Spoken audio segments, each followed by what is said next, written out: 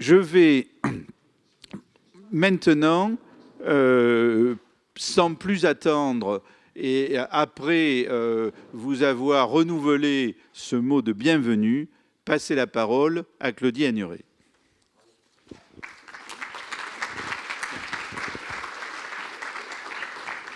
Merci Patrick pour ces mots d'introduction. Si tu le permets, je rajouterais que les vedettes de la soirée sont aussi les jeunes gens qui sont là.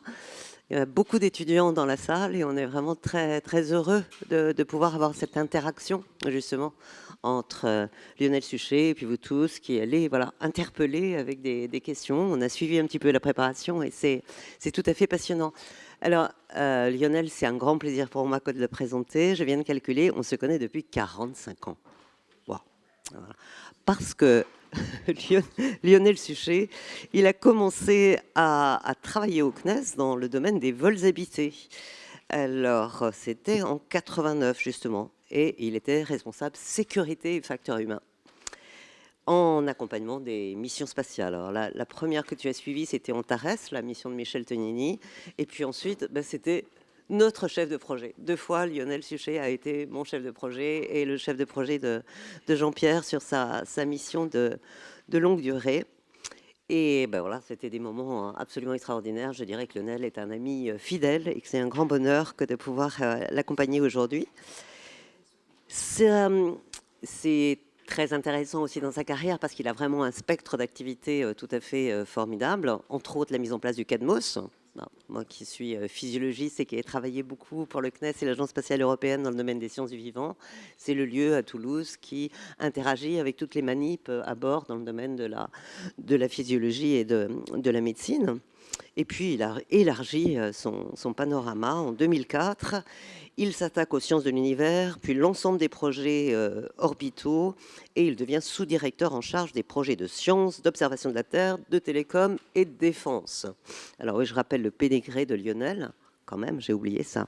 Diplômé de l'école polytechnique et de Supaéro, ingénieur général de l'armement, auditeur de la 66e session de l'IHEDN, et voilà, donc un parcours qui lui permettait d'embrasser toute cette diversité. Et le fait d'avoir été en charge des sciences de l'univers, je pense que Lionel doit être assez satisfait, comme nous tous aujourd'hui, du succès du lancement de Hera, qui est parti examiner d'un peu plus près ce que la mission DART avait fait en allant cogner et impulser cet astéroïde. Donc on attend son arrivée en 2026 pour voir ce qu'elle nous apportera comme enseignement complémentaire. Alors, comme il avait avancé dans toute cette expertise très large, il est nommé directeur adjoint du Centre spatial de Toulouse en 2011. Il crée une nouvelle direction, la direction de l'innovation. Alors, le tour d'horizon de la révolution spatiale, il va nous emmener dans vraiment des directions de toutes sortes, direction de l'innovation, des applications et de la science. Voilà, pour tous les intérêts que représente le spatial. Et depuis 2017, Lionel est donc le directeur général délégué du CNES. Il va donc intervenir pour présenter un petit peu brosser le spectacle de cette transformation, de cette révolution que nous sommes en train de vivre depuis quelques années. Je vais lui laisser la parole. Je complète simplement. Donc, j'ai dit ami fidèle, je dis énologue de premier rang, hein, je peux me permettre de le dire, grand-père adoré, oui, tu ne vas pas dire le contraire, Lionel, et puis joueur de golf à haut potentiel en progrès. À toi la parole, Lionel.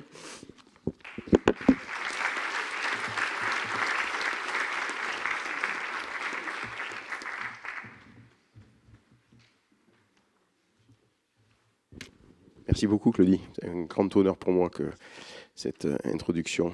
Merci, Patrick. Et merci à tous pour votre intérêt pour le spatial et d'être venus là ce soir. On connaît des amis dans la salle. Alors, on a voulu organiser ça sous forme un peu plus vivante qu'un discours ex cathedra de ma pomme pendant 1 heure, puis réponse aux questions. Je vais être relativement bref, exprès. Je ne vous parlerai pas de tout, exprès. Ça serait bien trop long. Je vais essayer de vous parler, de vous décrire justement cette révolution spatiale qu'on vit aujourd'hui de façon très intense dans tous les domaines du spatial. Pourquoi, comment, les conséquences. en 20 minutes, donc il faudra m'arrêter si jamais je dépasse. Et puis après, justement, l'idée, c'est de discuter avec les jeunes qui sont là. Bonjour à vous tous.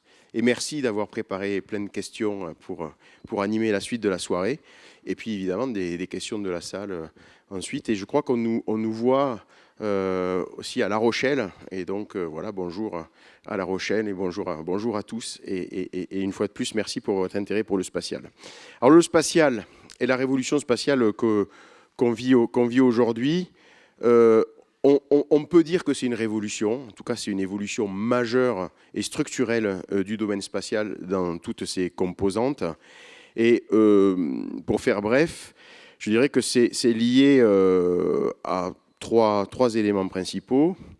D'abord, la maturité de ce qu'on mesure depuis l'espace. Aujourd'hui, avec les satellites d'observation de la Terre en orbite basse ou en géostationnaire, on mesure à peu près toutes les longueurs d'onde sur les océans, sur les terres émergées évidemment, dans l'atmosphère. Donc on mesure de plus en plus de choses.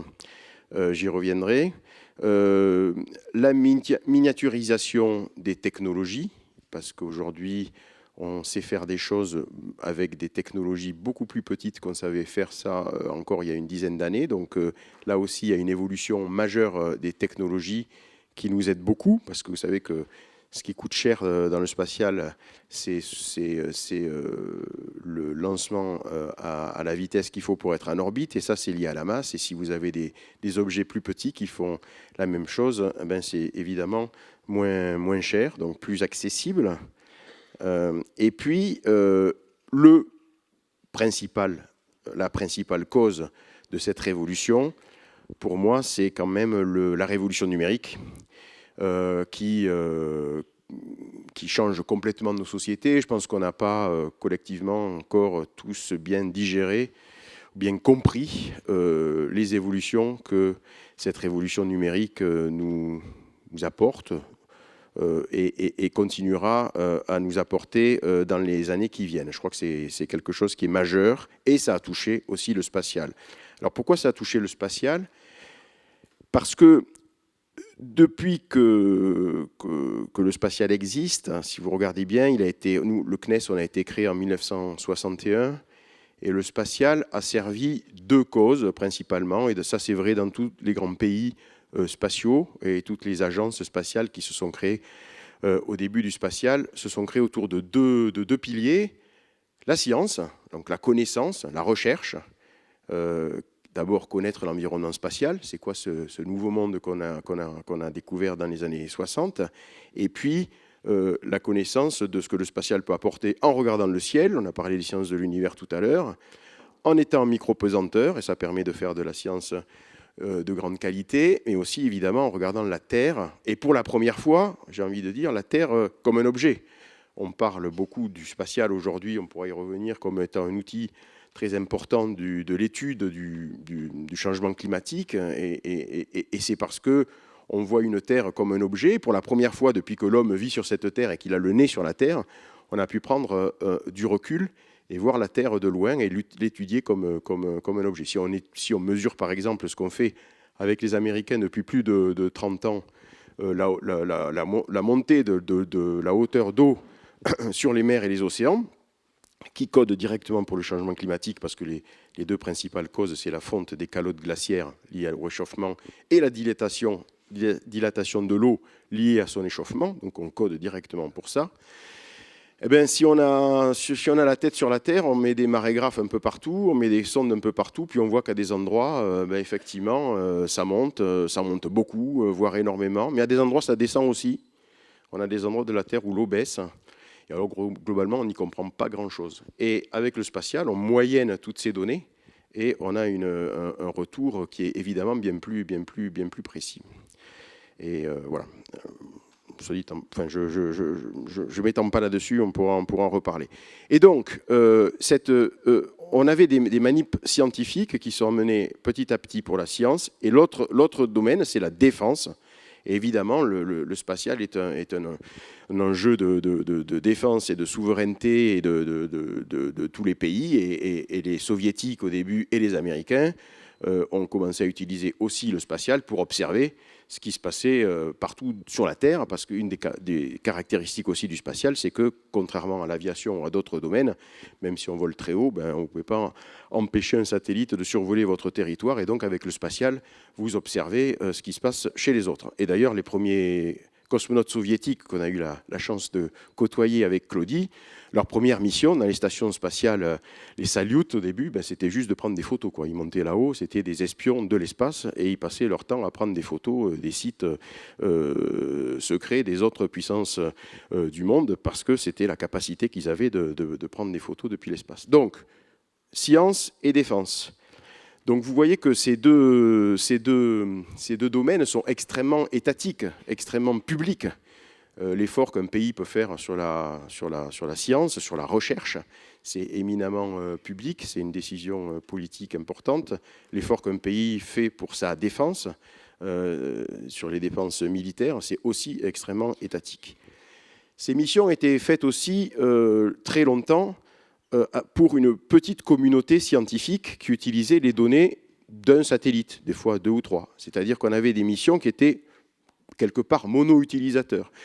Je me souviens quand on a lancé la mission Planck, quand j'étais responsable des missions de sciences de l'univers, qui a été une mission extraordinaire dans les années 2000 et qui a permis, contrairement à ce qu'on dit aujourd'hui avec le James Webb Space Telescope, de prendre la photo la plus ancienne de l'univers, parce que, allez voir sur le net, vous avez une photo extraordinaire de l'univers alors qu'il avait 360 000 ans, c'est-à-dire le moment où il est devenu transparent, c'est-à-dire avant il était tellement dense qu'on était tellement près du Big Bang, que l'univers était tellement dense que les photons ne pouvaient pas se mouvoir, donc on ne voyait pas l'univers, la lumière n'existait pas.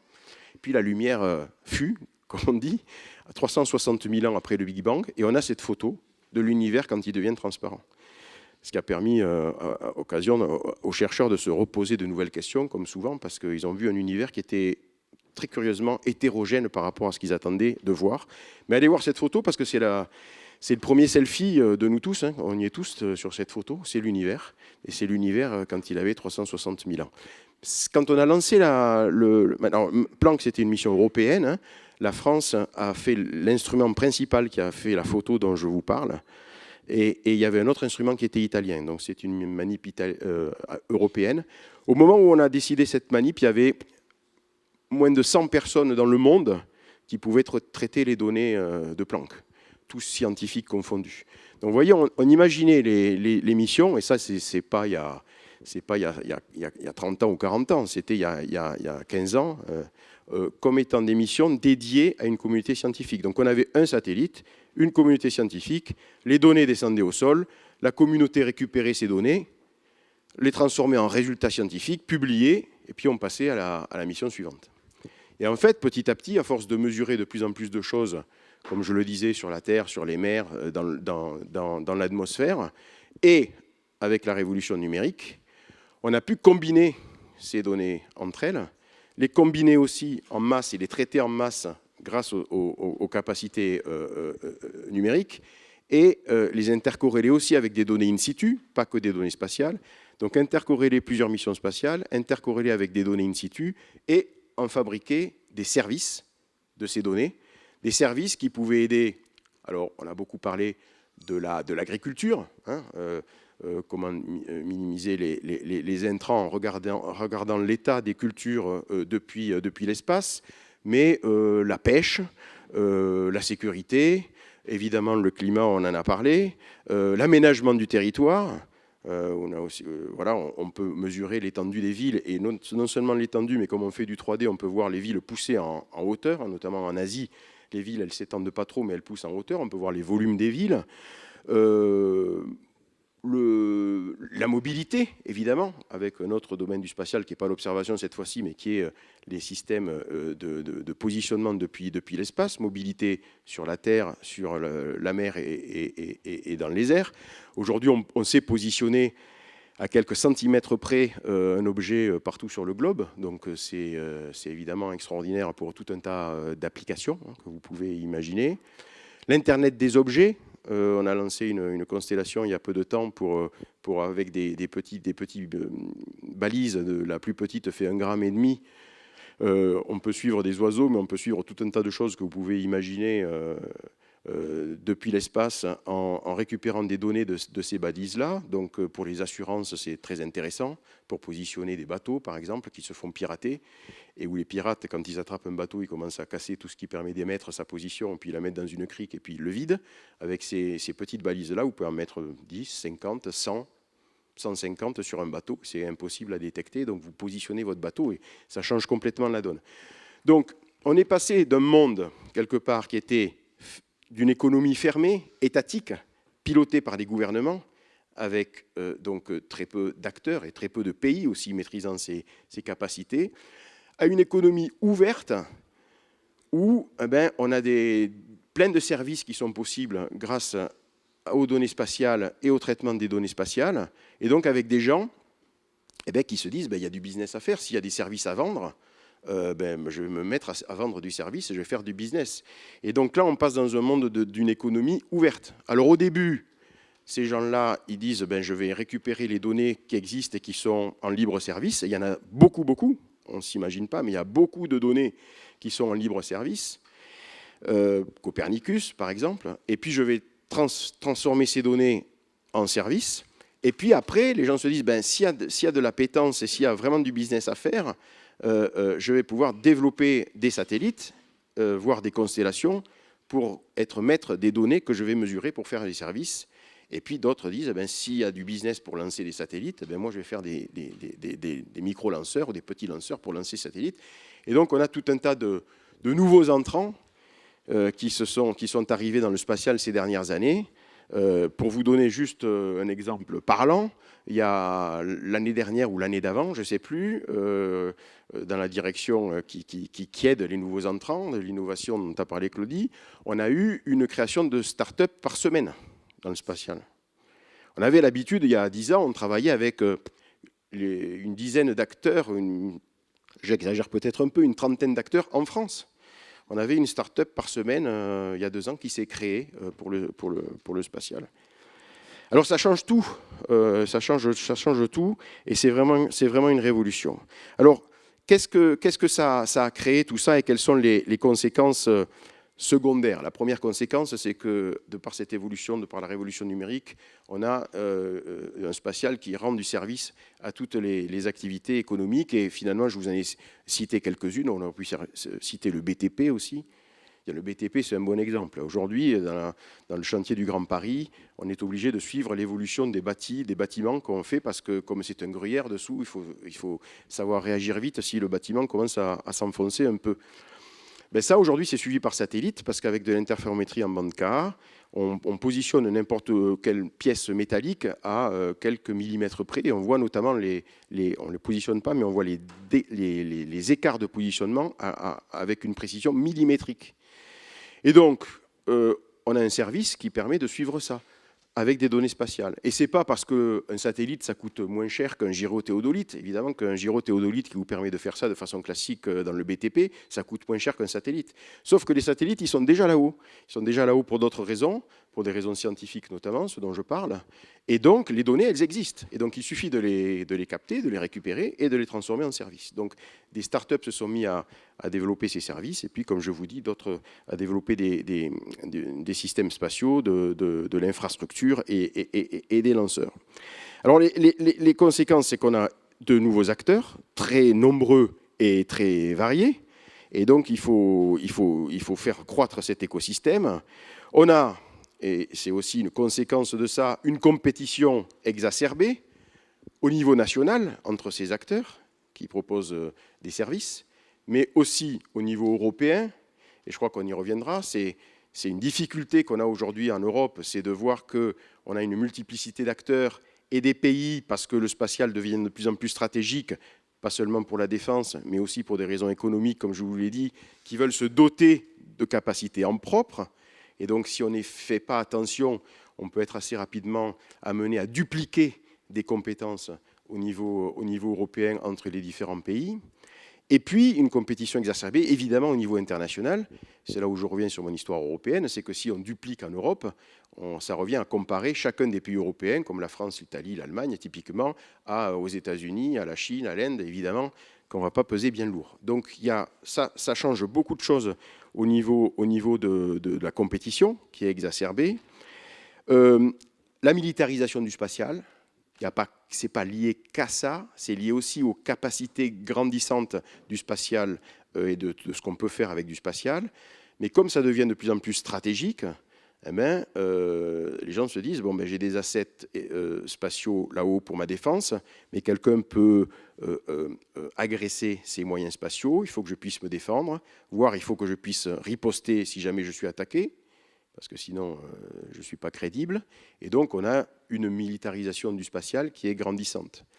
Tout ça pour vous dire que ce que je vous ai dit au début, sur le passage, je l'ai présenté comme ça à tort, le passage d'une économie fermée, étatique, à une économie ouverte, économique, liée au spatial, c'est pas ça, c'est pas une page qui se tourne, c'est que les deux branches, sciences et défense, sont toujours aussi importantes qu'avant, voire plus importantes qu'avant pour la défense, pour les raisons que je viens de citer, mais en plus, il y a ce monde économique et ouvert qui se développe. Et ça, c'est une difficulté supplémentaire, parce que si on y regarde bien, on a à gérer deux mondes différents, un monde de souveraineté des pays et un monde très étatique qu'il faut gérer comme une économie étatique, et puis un monde ouvert qu'il faut savoir laisser grandir comme une économie ouverte. Et faire, des fois, on a soit un côté, soit l'autre, qu'on sait gérer de façon économique, mais d'avoir les deux choses à gérer en parallèle, c'est beaucoup plus compliqué.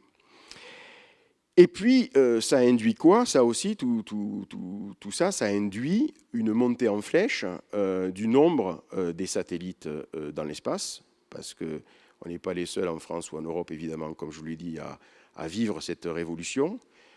Les grandes puissances spatiales le font comme nous, et de plus en plus de pays, parce que miniaturisation des technologies, parce qu'un spatial plus accessible, parce que des enjeux économiques, même si des pays disent bon, mais ma défense elle est assurée par d'autres, ou j'ai pas besoin de développer ma défense, d'un point de vue économique, ils développent quand même du spatial.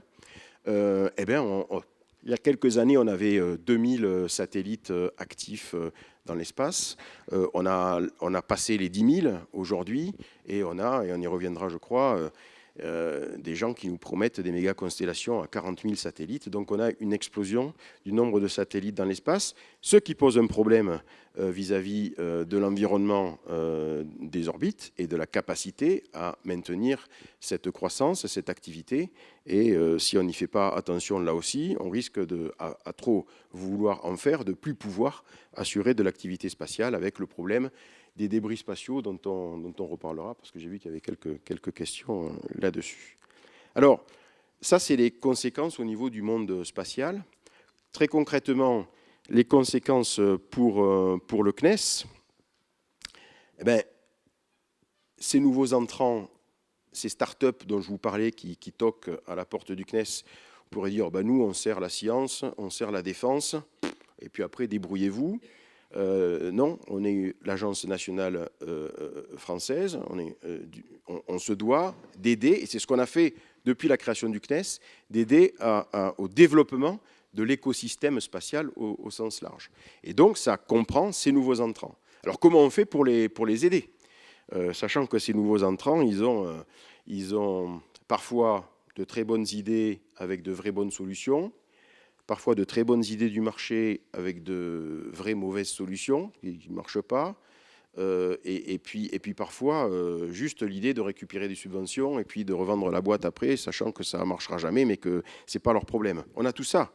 Et donc comment on trie finalement dans les initiatives, et comment on aide concrètement ces nouveaux entrants? C'est un nouveau métier pour nous aussi, nouveaux entrants d'un côté qui proposent des services, et nouveaux utilisateurs de l'autre.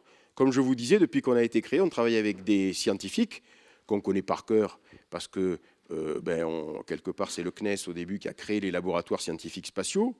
On parlait d'ERA, mais Patrick Michel, qui est les PI d'ERA, voilà, c'est des gens avec qui on travaille tout le temps. Les militaires, pareil, depuis le modèle dual français, c'est vraiment une force pour la France d'avoir ce modèle dual où le CNES fait du civil et du militaire, parce que beaucoup de choses sont communes entre un satellite civil et militaire, et par économie de moyens, on n'a pas voulu dupliquer ça. C'est une décision forte de la France, et c'est une force aujourd'hui de notre système français. Donc les militaires qui font du spatial, on les connaît depuis qu'on fait du spatial militaire. Mais les agriculteurs, les pêcheurs, les gens qui font du tourisme, la santé, la mobilité, travailler avec des boîtes automobiles. Donc c'est un nouveau métier pour nous. Donc il a fallu apprendre ça. Et c'était justement dans la DIA, la Direction de l'innovation et de l'application, qu'on a commencé à mettre en place une équipe du CNES qui suivait ces nouveaux usages et qui suivait ces nouvelles possibilités de développement d'applications au niveau du spatial. Donc ça a changé beaucoup de choses au CNES. Et une fois de plus, en essayant de ne pas dégrader ce qu'on faisait déjà pour la science, parce que les missions sont toujours là et sont de plus en plus ambitieuses, et la défense, parce qu'on a cette militarisation du spatial qui est à supporter. On a mis en place un système au CNES qui s'appelle Connect by CNES. Vous pourrez aller le voir sur Internet, c'est décrit. En fait, c'est une marque qu'on a voulu être facile à retenir et puis qui comporte tous les outils permettant d'aider les nouveaux entrants. Alors, ça va de l'idéation. Au début, il faut aider les gens à avoir des idées autour du spatial, notamment les jeunes. Donc on a un hackathon mondial qui s'appelle Act in Space et qui aujourd'hui qui se développe vraiment au niveau des 5 continents pour proposer à partir d'idées, de licences spatiales, de proposer de nouvelles idées, de nouveaux services. Donc ça, c'est l'idéation. Et puis on a l'accélération. Alors pour l'accélération, on utilise les accélérateurs de l'ESA, ESABIC. On en a 2 en France qui permettent d'accélérer des boîtes, des incubateurs, pardon. Après, on a un accélérateur qui s'appelle Space Founders, qui permet à certaines boîtes qui sont sélectionnées, certaines startups, d'être mentorées, d'être incubées dans un environnement à la fois spatial et économique pour pouvoir être mises en avant. Et puis, on les propose à des investisseurs. À côté de ça, on a un club d'investisseurs parce que les investisseurs commencent de plus en plus à s'intéresser au spatial. Et donc, on a monté un club d'investisseurs pour aider ces investisseurs à rentrer en contact avec les boîtes qui développent du spatial. Et puis, on a des fonds d'investissement. On a un fonds d'investissement qui s'appelle Cosmic Capital qu'on a créé et qui permet d'investir. Ce n'est pas le seul aujourd'hui qui investit dans le spatial, mais lui, il est dédié complètement au spatial pour aider aussi à cette croissance de l'écosystème spatial. Donc vous voyez que tout ça, pour le CNES, c'est complètement nouveau. Et avant, on ne se posait pas du tout ce genre de questions quand on avait quelques acteurs dans des logiques uniquement étatiques.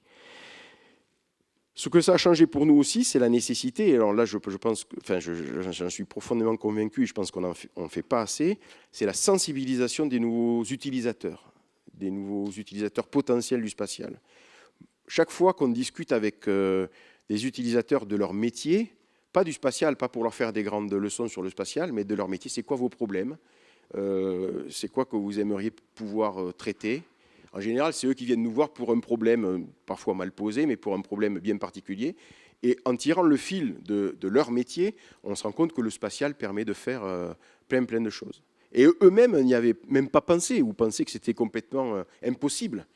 Pour beaucoup de gens encore, le spatial, c'est extrêmement cher, extrêmement compliqué, c'est fait par des spécialistes pour des spécialistes, un peu dans le modèle que je vous ai décrit avant, avec Planck, où il y avait 100 personnes au sol qui traitaient les données, et puis full stop, et puis on passait au suivant.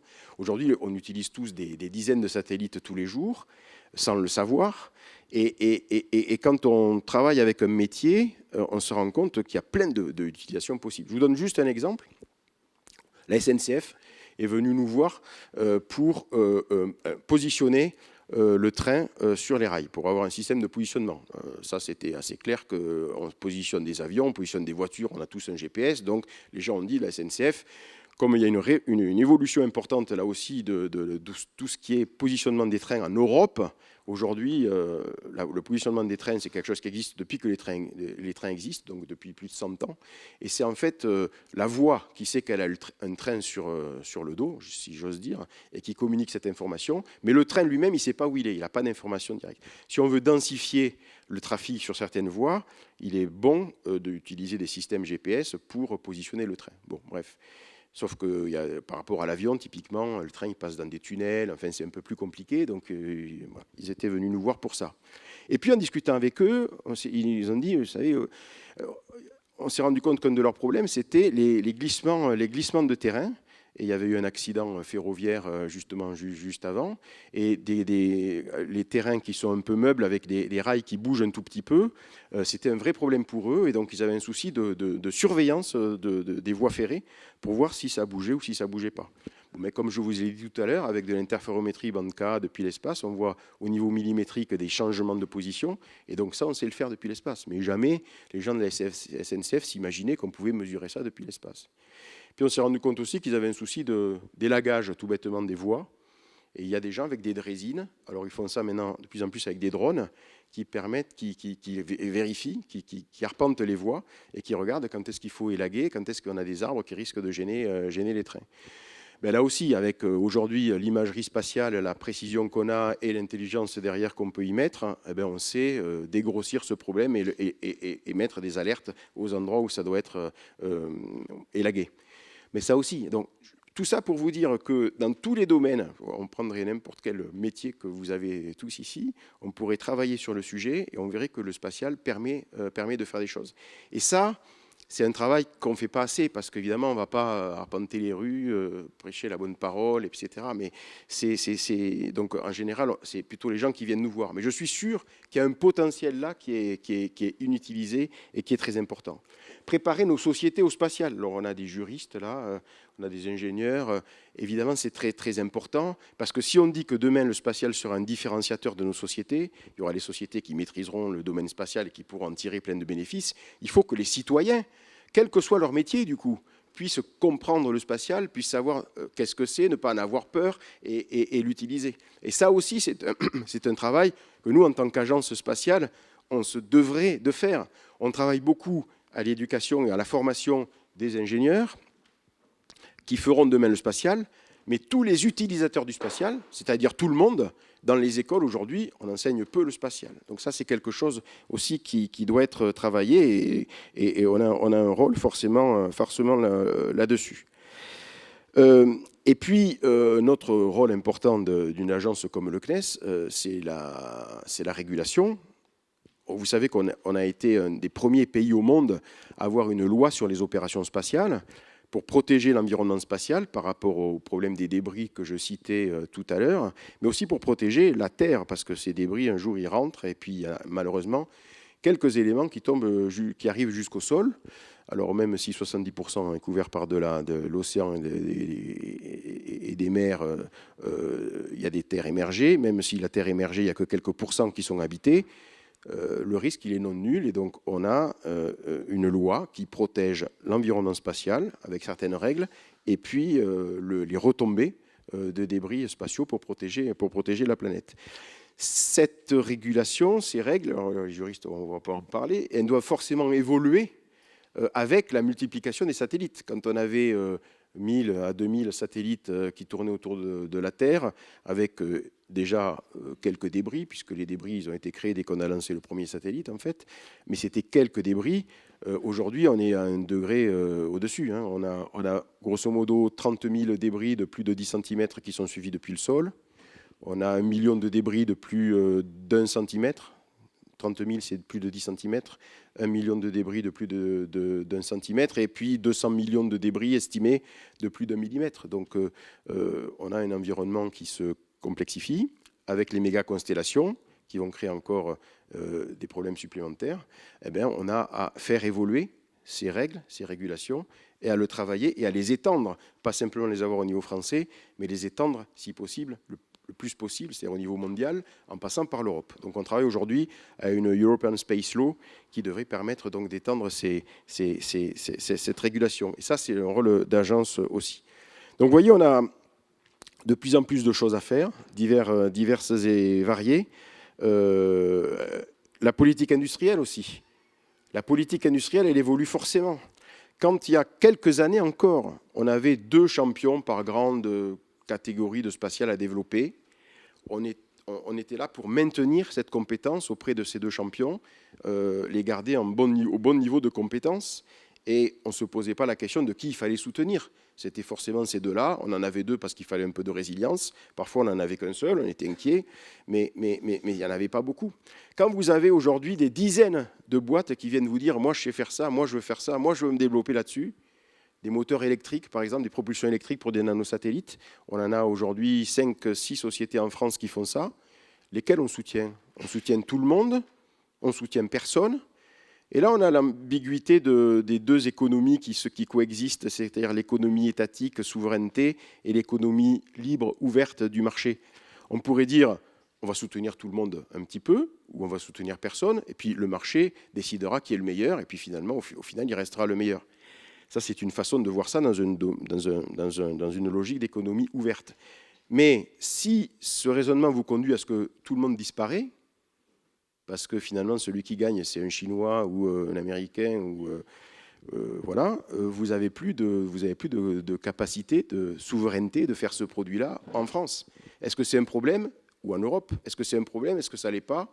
Donc, on a des difficultés nouvelles au niveau de la politique industrielle. Bref, tout ça pour vous dire qu'on a énormément de choses à faire, différentes, beaucoup plus qu'avant. On a des ressources financières qui sont croissantes, et ça, c'est une bonne chose. Ceci dit en passant, c'est croissant, mais ça doit être vu à l'aune de la croissance qu'il y a dans les autres pays. Et je peux vous dire que les Américains, les premiers en ce moment, mais évidemment les Chinois et les Indiens poussent extrêmement fort dans nos investissements sur le spatial. Donc il faut relativiser cette croissance. Puis nous, en tant qu'agence, on a des RH qui sont maîtrisés et limités par principe, par construction, et donc on ne peut pas augmenter nos ressources humaines. Et donc on doit travailler, ça tombe bien, on a des industriels qui savent faire de plus en plus de choses, donc on doit travailler à faire ce que j'appelle du dézooming, c'est-à-dire se désengager de certaines choses qu'on faisait avant. Et comme je vous disais, dans les années 60, on faisait tout. Donc voilà, au CNES, parce qu'il n'y avait rien qui existait. Et petit à petit, chaque fois qu'on a créé des labos, la recherche, ce n'est plus nous qui la faisons, c'est les labos de recherche. Quand on a créé les industriels, au début, on a délégué des cartes électroniques, et puis après, on a délégué des équipements, des sous-systèmes, et puis des satellites aujourd'hui, et aujourd'hui des systèmes complets spatiaux. Donc on arrive à dézoomer comme ça, mais n'empêche que c'est un sacré challenge de faire évoluer les compétences, de faire évoluer notre capacité d'intervention, pour rester à valeur ajoutée pour créer l'écosystème dans le spatial qui est en pleine évolution. Donc ça, c'est un enjeu fort pour moi et pour le CNES en ce moment. On a fait 20 minutes à peu près là. Ça tombe bien parce que j'avais deux choses encore à vous dire, mais juste pour vous dire que je n'en parlerai pas, mais on pourra en parler après. Il y a deux choses peut-être que vous trouvez curieuses, j'en ai pas dit un mot, c'est SpaceX, mais on reparlera de SpaceX. Et je pourrais dire pourquoi je ne l'ai pas cité dans leur révolution, alors que c'est un acteur évidemment important de la révolution en cours. Et puis aussi l'exploration habitée. Bon, Claudie a dit, tous les deux, on a été extrêmement impliqué dans l'exploration habitée et les vols habités au niveau français. C'est un sujet très important aussi aujourd'hui qui se développe beaucoup avec le retour sur la Lune. J'en ai pas parlé parce que ça relève un peu d'une autre logique, mais on en parlera, je crois, dans les questions. Donc voilà, en quelques mots, en 20 minutes, très rapidement, l'évolution du spatial tel que nous la vivons de l'intérieur du CNES. Et puis maintenant, je suis ouvert à toutes les questions. Voilà, merci.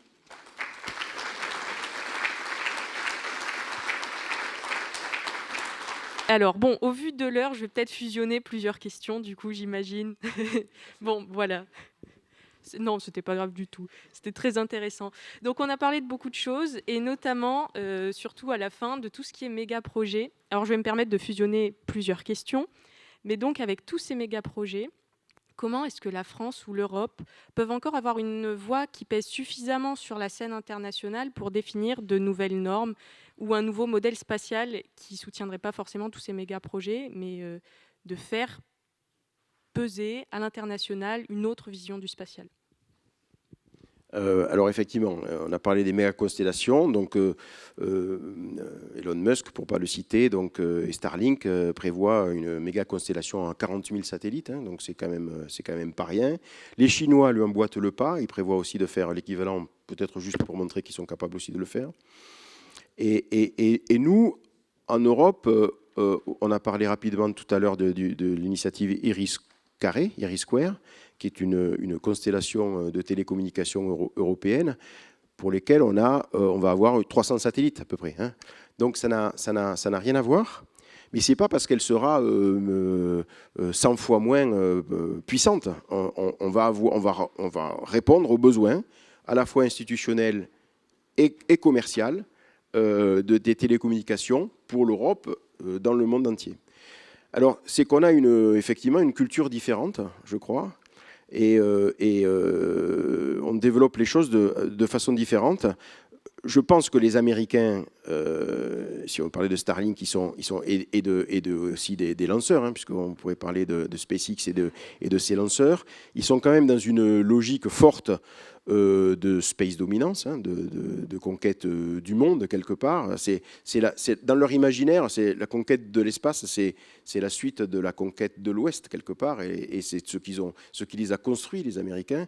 Et nous, depuis le début, et c'est là où on commence à être différenciant, on est beaucoup plus dans un spatial respectueux de l'environnement. C'est pour ça qu'on a beaucoup développé l'observation de la Terre en France et en Europe, parce qu'on est pour un spatial utile aux citoyens et respectueux de l'environnement. Alors, comment quelque part, on lutte contre ça? D'abord, je pense que ces valeurs, qui sont des valeurs européennes, françaises, ça s'argumente, ça se porte. Et il ne faut pas être défaitiste dans l'idée de dire que les valeurs, ça ne sert à rien et que c'est balayé par des considérations économiques ou de puissance. Mais les valeurs, ça se porte. Et donc, un spatial respectueux de l'environnement, c'est une valeur très européenne. Et je crois que ça, il faut continuer à le porter. Et puis, il faut savoir, je pense, se protéger d'activités, d'initiatives qui nous paraissent non raisonnables ou non en phase avec ce que nous, on porte comme valeur. Et je parlais tout à l'heure de l'European Space Law, et la LOS, aujourd'hui, la loi sur les opérations spatiales françaises, interdit à un opérateur français qui opère depuis le sol français, ou à un opérateur qui lance son satellite depuis le sol français, donc aujourd'hui en Guyane, de faire un certain nombre de choses. De ne pas gérer la fin de vie de son satellite, de le laisser en l'air dans des conditions qui risquent de créer des débris, de ne pas le désorbiter ou pas le réorbiter suivant son orbite. Ça l'oblige à passiver à la fin de vie son satellite, etc. Il y a un certain nombre d'obligations, mais qui ne s'appliquent qu'aux Français, c'est une loi française. Et puis, par contre, si quelqu'un dans un autre pays fait quelque chose qui n'est pas conforme à la loi française, il a le droit puisqu'il n'est pas soumis à la loi.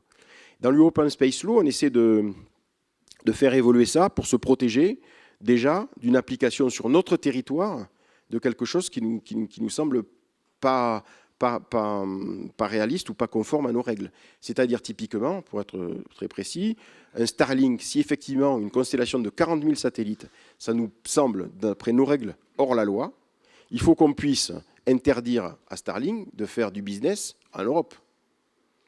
Et ça, par la loi, on peut le faire. Mais aujourd'hui, ce n'est pas prévu. Donc ça n'empêchera pas de faire du business ailleurs. Donc il y a toujours un problème de régulation au niveau mondial. Mais déjà, ça permet de diminuer un certain nombre de choses et d'être cohérent entre nos opérateurs à nous et les opérateurs qui opèrent d'autres pays. Donc je pense que la France, la France et l'Europe peuvent porter des valeurs d'un spatial différent pour le citoyen, pour la planète, et se protéger d'initiatives qui ne nous paraissent pas aller dans ce sens-là. Ok, merci beaucoup. Bon, je pense ma question portait plus sur comment faire porter ça sur les institutions internationales, en droit international, mais je pense qu'on aura beaucoup l'occasion d'y revenir. Je vais peut-être laisser la parole à mes... Ma question porte sur les vols habités, les vols spatiaux habités. Pourquoi on n'a pas d'accès en Europe, d'accès souverain, autonome aux vols spatiaux habités, et pourquoi ce n'est pas une priorité au niveau européen, alors même que, comme vous l'avez dit, avec le retour sur la Lune, il y a une véritable course à la Lune entre les puissances spatiales. Ce sujet prend de plus en plus d'importance. Or, en Europe, nous n'existons qu'au travers de nos partenariats avec les Américains. Et je pense que cette question va être de plus en plus importante pour des questions de souveraineté et également de recherche sur la Lune et peut-être plus tard sur Mars, si on y arrive un jour. Alors, c'est une bonne transition parce que c'est un peu lié à la même chose. Hein. Pourquoi on n'a pas mis ça en priorité? C'est que on a plus vu en Europe le vol habité comme une possibilité de coopération internationale et de créer de la coopération. Le vol habité, ça s'est développé au début. Alors, déjà, le vol habité, on fait de la bonne recherche dans l'espace. Je l'ai dit tout à l'heure, en micropesanteur, on sait faire des choses qu'on ne sait pas faire au sol. Ça a permis d'ouvrir des fenêtres intéressantes sur la recherche. Mais c'est ni la recherche, ni la technologie qui est le moteur des volabilités. Ce n'est pas la recherche qu'on fait en micropesanteur, tout aussi bonne soit-elle, qui justifie les coûts faramineux, parce que c'est des coûts très importants, nécessaires pour opérer une station spatiale. Donc, ce qui est le moteur de tout ça, c'est le moteur politique. Le moteur, il est politique.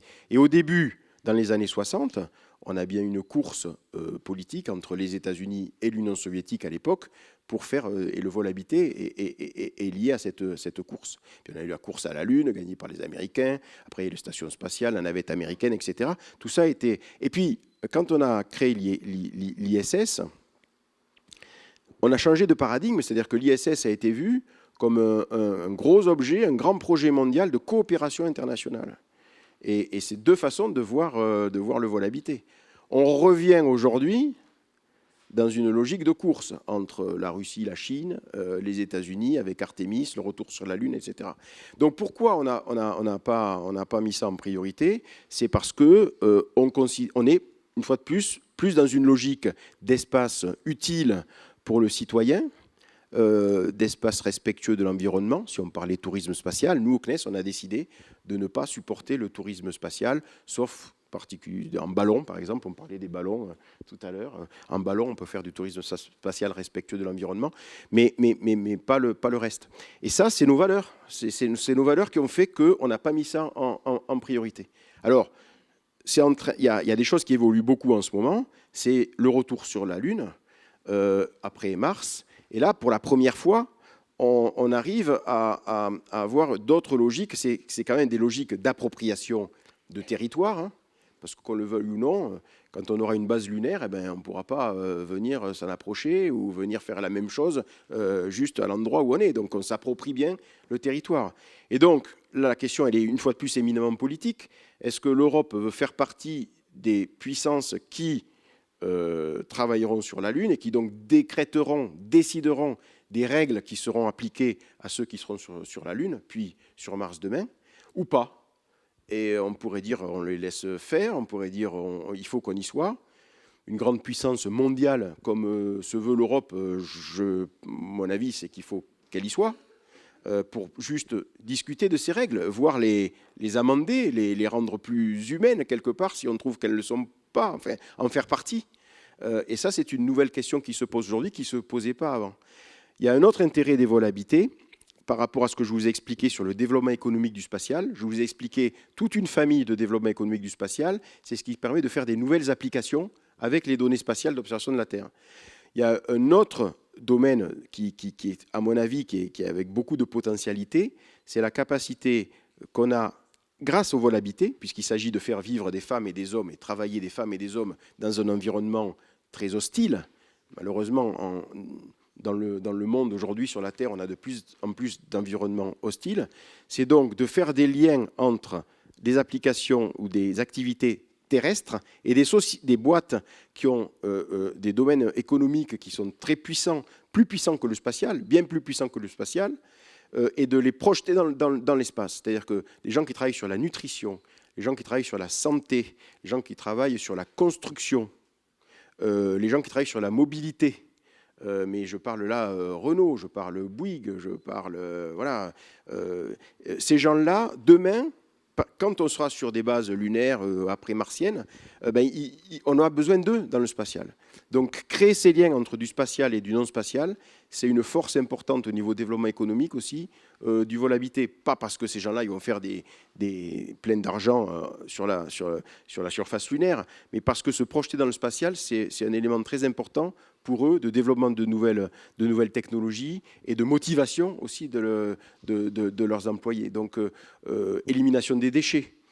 Et c'est des choses pour lesquelles on peut avoir du retour sur Terre, parce qu'une fois de plus, malheureusement, faire pousser des plantes dans un environnement extrême, savoir gérer des déserts médicaux, ça, c'est des choses dont on a de plus en plus besoin, malheureusement, j'ai envie de dire, sur Terre. Et donc, on peut être gagnant-gagnant, projeter des sociétés qui ne sont pas aujourd'hui dans le spatial, dans un futur où où ils auront quelque chose à apporter au spatial. Et ça, c'est très important pour eux. Et puis aussi, donc, j'ai oublié ma deuxième idée, mais faire en sorte que ces gens-là bossent demain dans le spatial. Et ça c'est très important, c'est un élément important de développement économique. Mais pourquoi on n'y est pas? On n'y est pas parce qu'on a jugé que c'était pas prioritaire par rapport à d'autres enjeux du spatial, et parce qu'on a aussi des ressources limitées. Ça coûte extrêmement cher de faire une station spatiale et de l'occuper. Et si on décide de faire des satellites d'observation de la Terre, des satellites de télécommunications ou des satellites scientifiques pour mesurer voilà, l'univers, les sciences de l'univers, eh bien, on fait moins de choses à côté. Et on est moins dans une logique de compétition, une fois de plus, que de coopération pour le vol habité. Et c'est comme ça qu'on s'est positionné. Et on a fait plein de choses. On a fait plein de choses avec les Russes, on a fait plein de choses avec l'Union soviétique, la Russie, les États-Unis. Je crois que la France, elle a un rôle à jouer là, qui est assez intéressant. On se posait la question, est-ce que la France peut vivre dans un monde comme ça, qui se développe, etc. Le vol habité, c'est un bon exemple. On a fait plein de choses, comme je dis, avec les Américains et les Russes. Dès qu'on a été créé en 61, le général de Gaulle nous a obligé, le CNES, à travailler à la fois en parallèle avec les Américains et avec l'Union soviétique. Et on a développé des coopérations très enrichissantes. Mais on a été un peu les seuls à travailler comme ça avec tous les acteurs du spatial. Et aujourd'hui encore, c'est un ADN de la France très fort de pouvoir travailler avec tous les acteurs du spatial dans le monde. À part la Russie, et sauf l'ISS, parce que sur l'ISS, ça continue, et puis la Corée du Nord, pour les bonnes raisons, on travaille aujourd'hui avec tous les acteurs du spatial dans le monde. Mais on est les seuls à faire ça.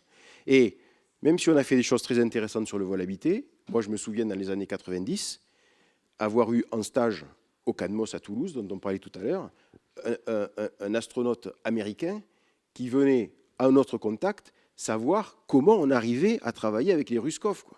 Ils ne s'imaginaient pas à l'époque, ils préparaient les vols sur Shuttle Mir de coopération entre les États-Unis et la Russie, mais eux, ils ne voyaient pas comment ils allaient y arriver, quoi. C'était un monde pour eux de travailler avec les Russes. Ils sont venus chez nous pour apprendre comment on faisait pour travailler avec les Russes.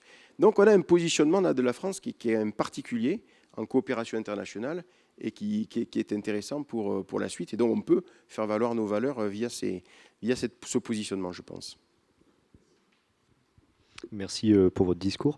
Moi, j'aimerais revenir sur le thème des lanceurs que vous avez rapidement abordé. Vous avez parlé des micro-lanceurs pour éventuellement lancer les nouvelles constellations de satellites. Ce qu'on constate aujourd'hui, c'est qu'on a des entreprises comme SpaceX qui construisent des lanceurs très lourds dans le but de diminuer les coûts pour l'accès à l'espace. Donc, il y a le Starship qui va peut-être bientôt être opérationnel, enfin permettra, s'il a son succès, un accès peu coûteux à l'espace. Mais d'un autre côté, on a aussi beaucoup d'entreprises qui tablent sur des modèles de micro-lanceurs, et on pourrait citer aussi au Centre spatial guyanais l'ancien site de Diamant qui est mis en place pour recevoir des micro-lanceurs. Est-ce que vous pensez que l'arrivée de ces gros lanceurs, ces lanceurs lourds, va plutôt être la tendance générale des futurs lanceurs, ou est-ce que les micro-lanceurs ont quand même leur place dans le futur des lanceurs en Europe, mais aussi dans le monde? Alors, il y a plusieurs gammes en fait de lanceurs, hein. Là, tu cites les micro-lanceurs et puis des lanceurs super lourds. Il y a aussi les lanceurs de la gamme Falcon 9, Ariane 6, etc. C'est la gamme intermédiaire, j'ai envie de dire. Je pense qu'effectivement, le marché, il va plutôt s'orienter vers des lanceurs lourds ou mi-lourds, tout simplement parce qu'un lancement, ça a un coût fixe. Lancer un lanceur, ça coûte cher déjà par les opérations qui sont menées pour préparer et réaliser un lancement. Si avec un lancement, tu lances très peu de masse, mais tous ces coûts fixes, même si c'est moins pour un petit qu'un gros, ces coûts fixes, ils reviennent sur ta masse. Donc après, les micro-lanceurs, ils répondent à des enjeux différents. On peut parler de lancement réactif pour la défense, par exemple, où on veut lancer très rapidement un petit satellite en orbite basse, donc avoir des moyens qui sont mis en œuvre très très vite. Ça, c'est plutôt un tout petit lanceur qu'un lanceur mi-lourd ou lourd. Mais l'équilibre économique, il est plutôt vers les mi-lourds ou les lourds. C'est pour ça que nous, on travaille déjà sur les préparations du poste Ariane 6, et on travaille sur deux technologies. Le réutilisable, dont Elon Musk, SpaceX a montré que c'était quand même un modèle intéressant. Donc on développe des démonstrateurs pour les réutilisables et on commence à développer des moteurs pour des lanceurs lourds de demain, donc plus gros qu'Ariane 6. Et on s'oriente vers cette direction.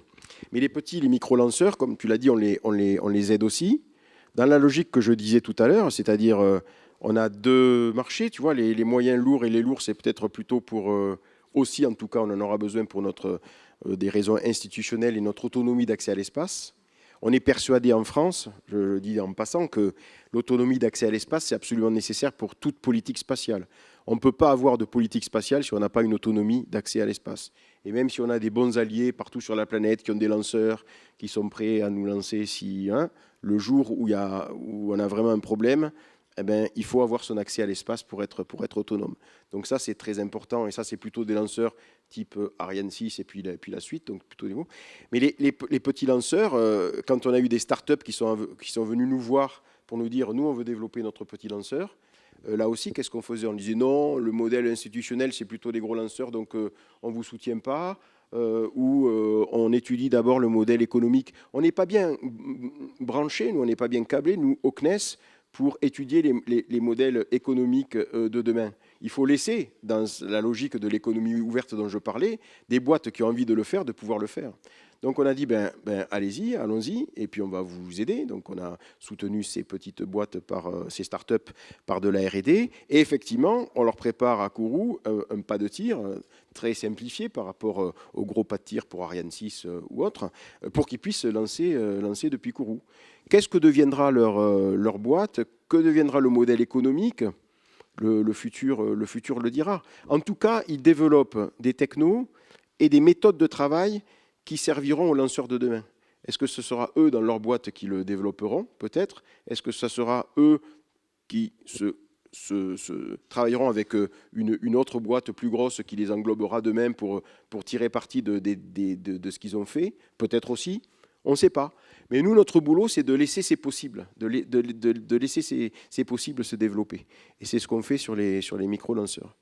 Après, il y a le sujet particulier du lancement réactif dont je parlais, qui est peut-être un vrai besoin, on verra, mais qui de toute façon n'est pas un marché très important, quoi.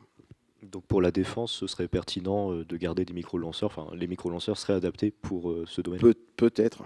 Certains disent, mais ça dépend de ce qu'on veut, certains disent à juste titre, on achète des Vega et on les stocke à Kourou, et puis on sait faire du lancement réactif avec un lanceur plus gros. Mais si ça arrive pas souvent de payer cher, si on en a vraiment besoin à un moment donné, on sait payer plus cher. Si par contre ça arrive régulièrement et qu'on a un modèle d'opération dans l'espace où on a besoin d'envoyer très souvent des petits satellites, alors là, oui, par contre, des micro-lanceurs, ça sera utile. Merci. Merci pour votre intervention, votre présentation. J'avais une petite question pour rebondir un peu sur ce que vous évoquiez sur l'aspect climat du spatial. Vous évoquiez à juste titre la complémentarité entre les mesures au sol et les mesures dans l'espace pour monitorer le changement climatique. Je voulais aborder rapidement la question des impacts du secteur spatial sur l'environnement. Effectivement, il y a un ensemble de travaux, et je pense que vous pourrez y revenir, qui vont dans le bon sens pour essayer de comprendre un peu quel est l'impact environnemental du secteur spatial et du CNES en particulier. Mais il y a une dizaine d'années, donc il y a un chercheur qui a montré l'impact prépondérant sur les lancements de l'alumine, des suies et des vapeurs d'eau qui sont émises dans ces couches de l'atmosphère où seuls nous, avec nos fusées, allons faire des émissions et qui pollueraient bien plus que le reste des autres émissions qu'on va voir, d'un facteur qui va de plusieurs dizaines à potentiellement une centaine, donc quelque chose de considérable. Et ce qui est intéressant, c'est qu'il montre aussi qu'il y a, en fonction des ergols qui sont utilisés, une variation très forte de ces émissions, de ces impacts.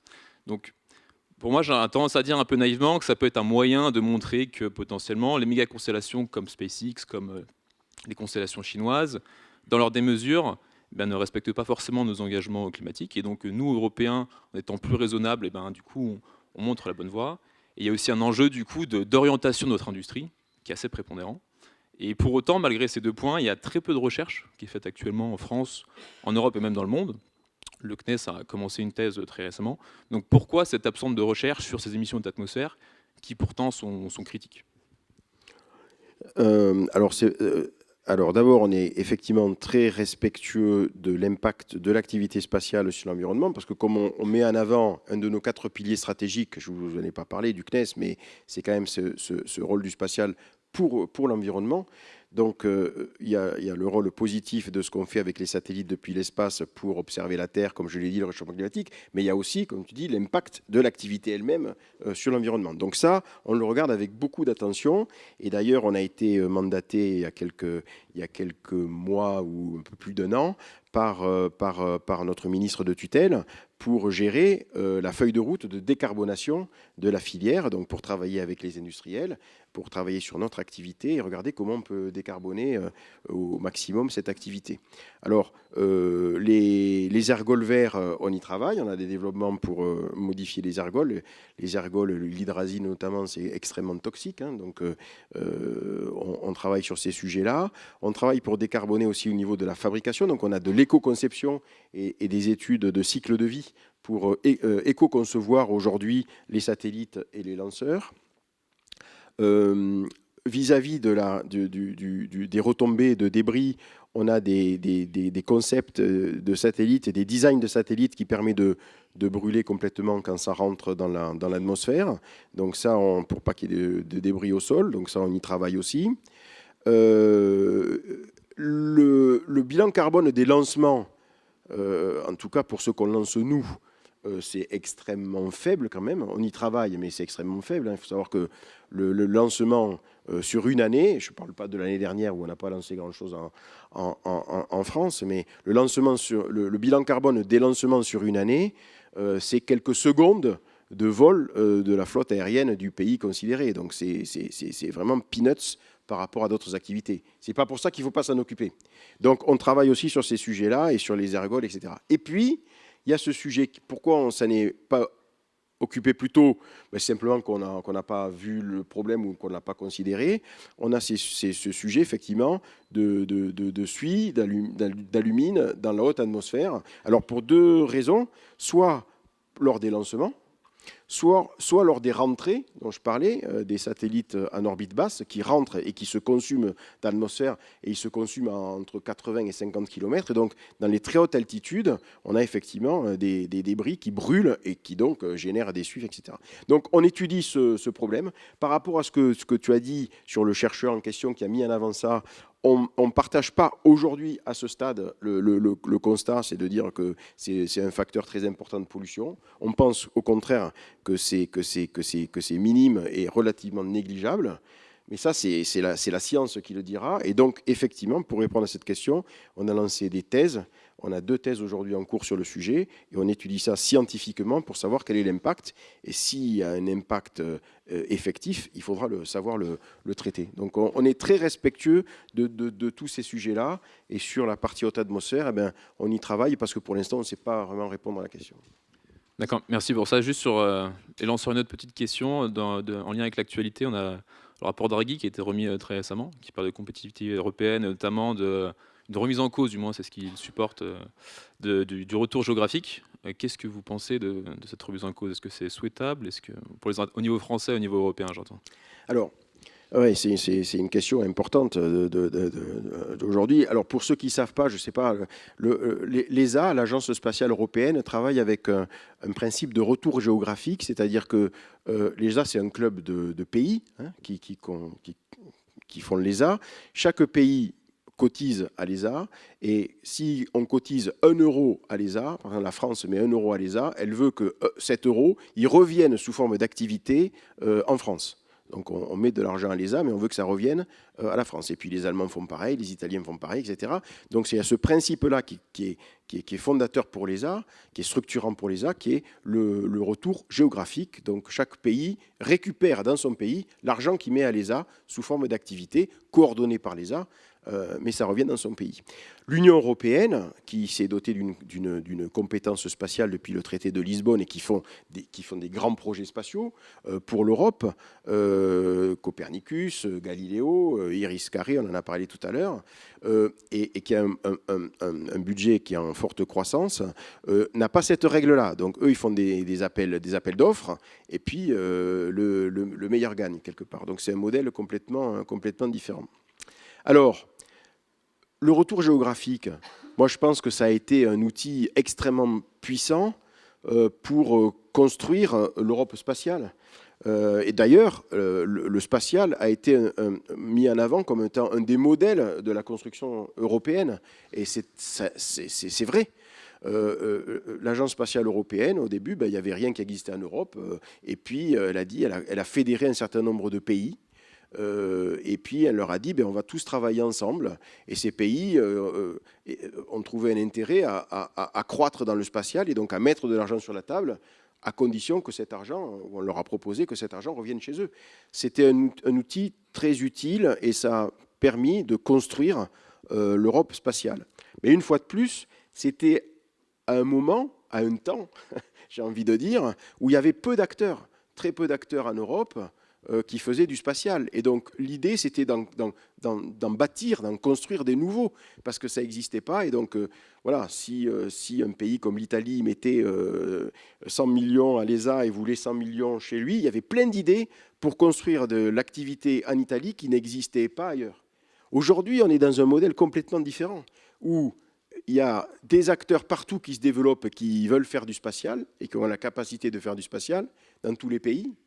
Et en plus, des pays européens qui, parce que le spatial devient de plus en plus stratégique, comme je vous l'ai montré tout à l'heure, ont envie d'avoir une autonomie de développement d'outils spatiaux et qui donc ont besoin de développer, ont envie de développer chez eux des compétences.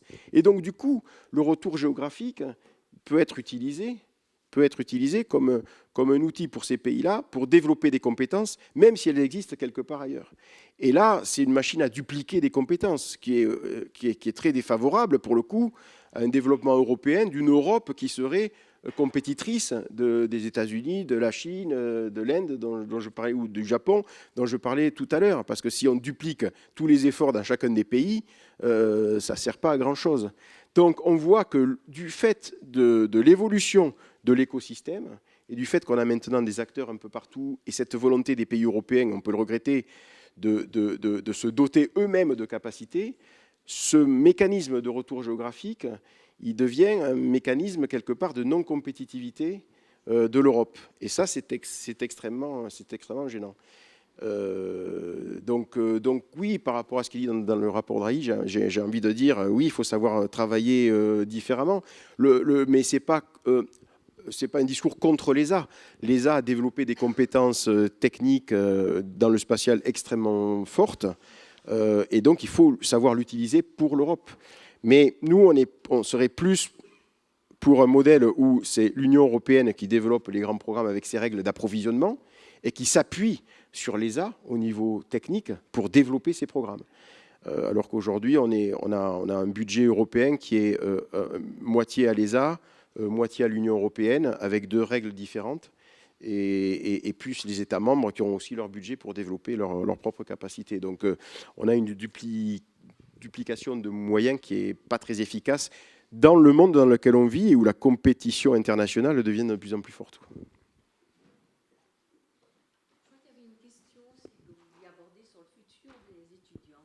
Oui, j'avais une question là-dessus, parce que donc, vous abordez le thème de la conférence, quand même une révolution spatiale.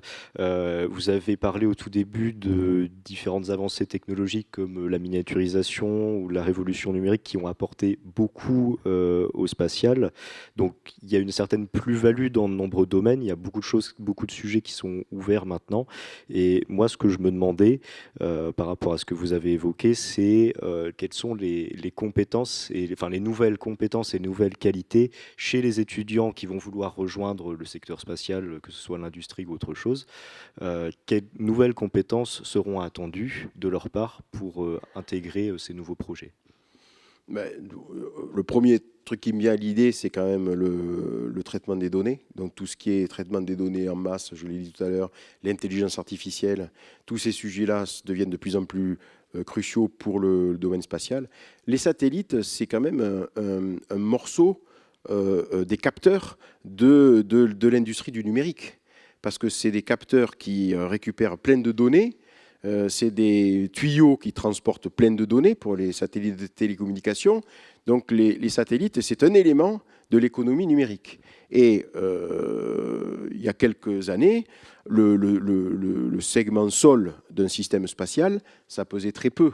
C'était quelques ordinateurs. Alors à l'époque, c'était peut-être un peu plus compliqué que maintenant pour faire ce qu'on avait à faire avec quelques ordinateurs, mais ça s'arrêtait à ça. Quelques ordinateurs qui traitaient peu de données, et puis bon, des antennes pour communiquer avec les satellites. Aujourd'hui, on a des données en nombre incroyable qui descendent au sol. C'est des pétas et des téras et des pétas d'octets qui descendent des satellites qu'il faut savoir traiter et sur lesquels on veut mettre de l'intelligence artificielle au sol et ou à bord maintenant, puisqu'on commence à en monter. Donc le traitement de données, c'est le premier truc qui me vient à l'esprit et c'est pour sûr quelque chose dont on aura de plus en plus besoin dans le futur.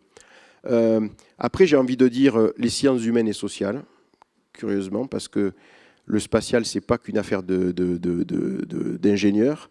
Ça va, comme je l'ai dit, irriguer la société tout entière. Il faut comprendre les impacts sur la société. Il y a des sujets éthiques liés au spatial, on les a effleurés, on n'en a pas vraiment parlé, mais il y a des sujets éthiques importants. Donc des sociologues qui travaillent sur le spatial, des gens qui comprennent l'économie du spatial. Comme je le disais, on n'est pas câblés aujourd'hui. Nous, au CNES, nos techniciens, dont je fais partie, on a été formés pour concevoir un système mécanique, thermique, avec l'informatique, etc., suivant on en aura toujours besoin demain. Mais pas que ça. On aura besoin de gens qui pourront juger d'un marché pour développer les satellites dans telle ou telle direction, parce que le marché va se développer, ou quand on a des sollicitations, comme je le disais, ça c'est très nouveau, de start-up ou de nouvelles boîtes qui se mettent dans le spatial et qui veulent développer un marché, est-ce que ce marché, on soutient ou pas ? Et ça, nous, on ne sait pas faire aujourd'hui. Donc, on peut s'associer avec des boîtes, des écoles qui font de l'économie, Toulouse Business School à Toulouse, etc. Mais nous, on n'est pas formés pour ça. Et donc, demain, je pense qu'il y aura de plus en plus de gens parce qu'on aura besoin d'économistes, quelque part, du spatial. Et je pense que dans les écoles d'ingénieurs, on va avoir de plus en plus besoin, quel que soit le domaine, de former les gens, non pas seulement aux aspects technique de l'ingénieur, mais aussi à ces aspects-là. Et ça ne touche pas que le spatial. Et puis des juristes, puisqu'on a des gens qui font des études juridiques ici, là.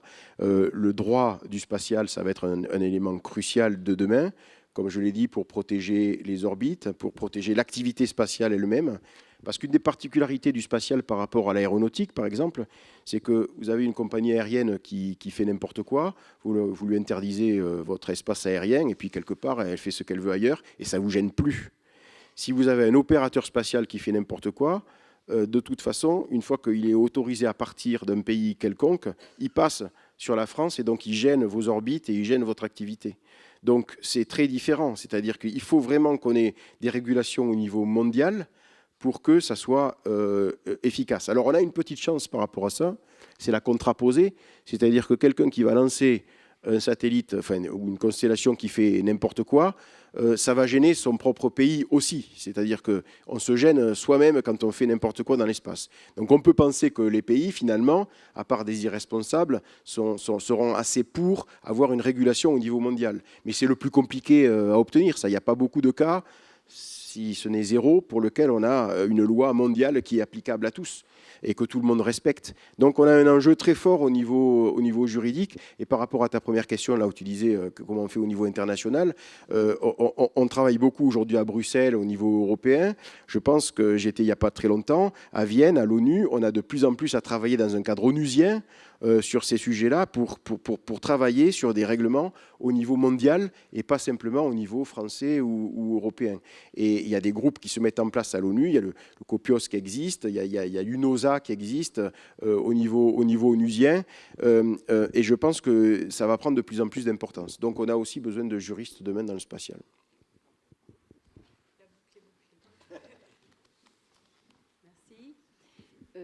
Avant de continuer, vous pourrez continuer à poser des questions, mais avant de continuer, je voulais voir si à La Rochelle, on avait quelque chose. François, tu as des nouvelles? Non. Donc, je voudrais que maintenant, là, tout le monde, vous puissiez poser vos questions, et puis y compris vous-même d'ailleurs. Rochelle pose une question. Vas-y. Ah. Bien sûr. Bonsoir monsieur. Bonsoir. Tout d'abord, merci beaucoup pour nous avoir exposé de façon aussi claire ce qui, comme vous l'avez dit, n'est pas vraiment une évolution, mais une révolution dans la mode de concevoir la construction spatiale et même les politiques industrielles. J'avais envie de vous demander, pardon pour la question peut-être un peu directe, compte tenu de ces différentes dynamiques que vous avez créées, vous qui êtes au cœur du moteur, si je puis dire, qu'est-ce qui vous rend optimiste aujourd'hui sur la place de l'Europe pour qu'il y ait une Europe spatiale qui compte vraiment, pas dans 5 ans, mais dans 10 ans, dans 20 ans. On a parlé du rapport Draghi. Je pense que le rapport Draghi quand même pose certaines questions assez fondamentales sur la manière de l'Europe de voir certaines choses, pas uniquement d'ailleurs dans le domaine astronautique, de façon beaucoup plus large sur l'innovation et la technologie.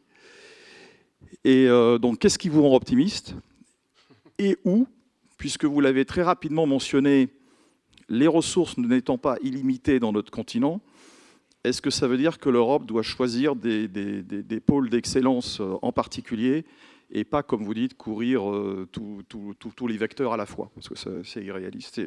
C'est très, très gratifiant intellectuellement, mais c'est irréaliste. Voilà.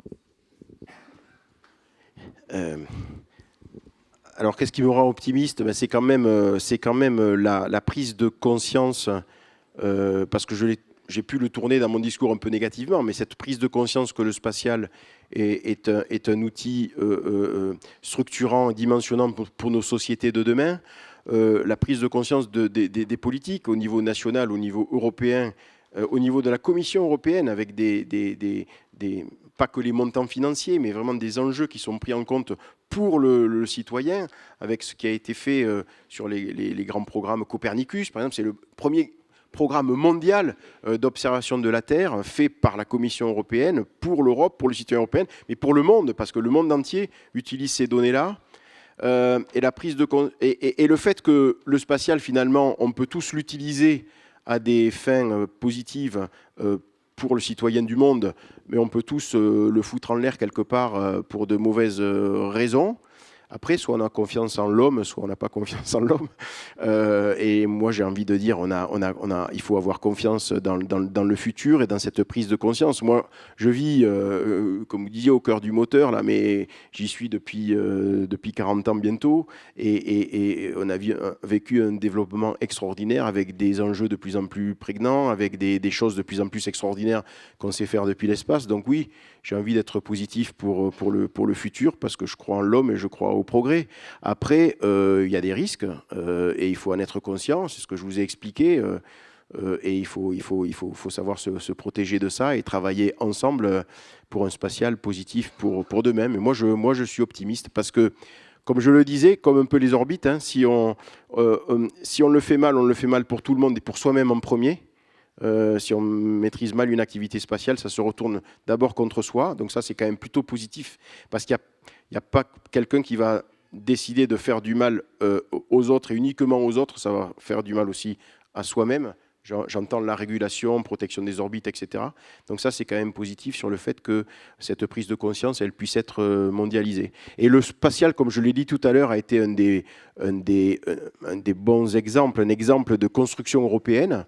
Ça pourrait être, ça devrait être un exemple de construction mondiale et d'une régulation au niveau mondial, comme je l'ai dit, qui n'existe pas. Et le spatial, c'est un bon exemple pour ça. Moi, j'ai confiance.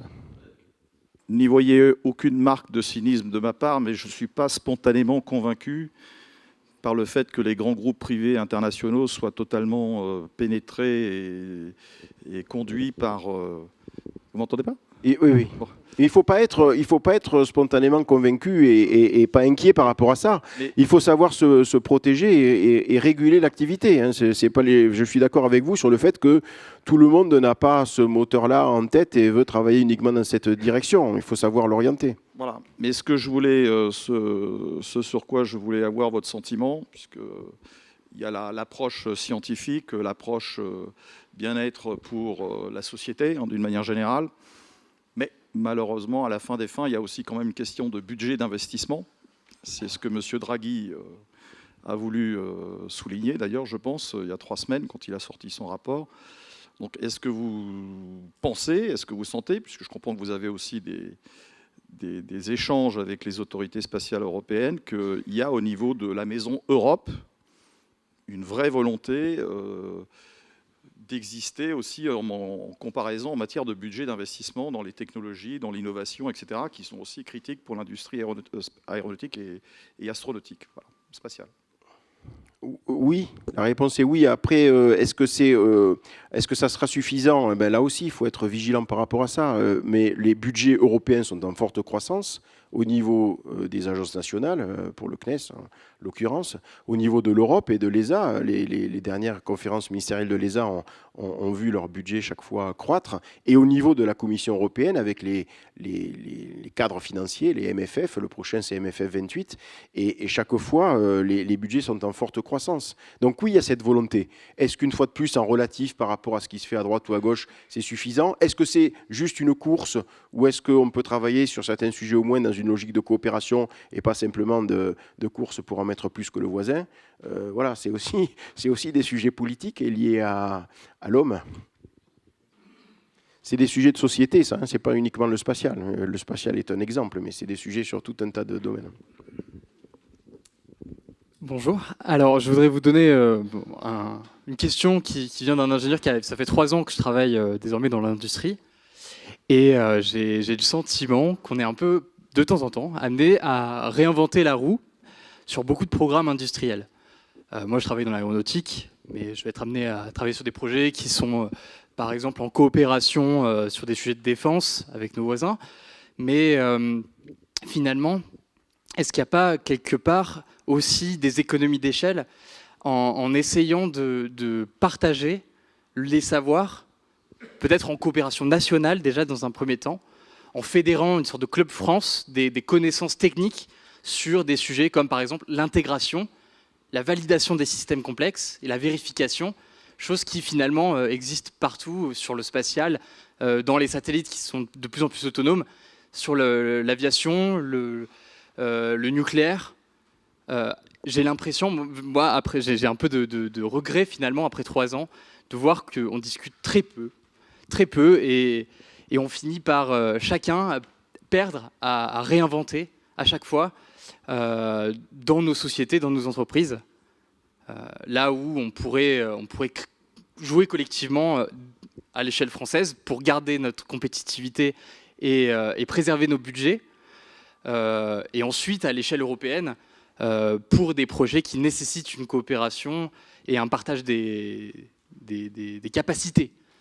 Mais les connaissances et les compétences, pourquoi déjà ne pas les préserver, les partager à l'échelle nationale pour se maintenir en tant que nation et préserver notre puissance? Et venez travailler au CNES.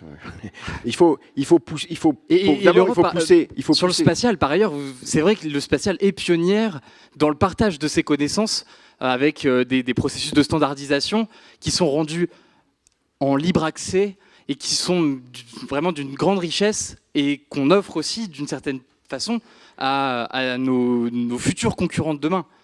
Notre boulot, c'est de partager, effectivement, au CNES. Comme je l'ai dit, on a créé l'écosystème spatial français, on le fait croître, et tout ce qu'on fait, nous, on fait attention que ce soit partageable avec tous les acteurs qui peuvent en avoir besoin. Donc on est complètement dans cette logique. Maintenant, dans un domaine économique privé, et je vous ai expliqué que voilà, on vivait les deux mondes en parallèle, on peut pas empêcher à une boîte qui investit dans une techno particulière de vouloir s'en servir pour être différenciant par rapport à ses exportations et par rapport à son chiffre d'affaires. Ça, c'est la logique d'une boîte privée, c'est son boulot.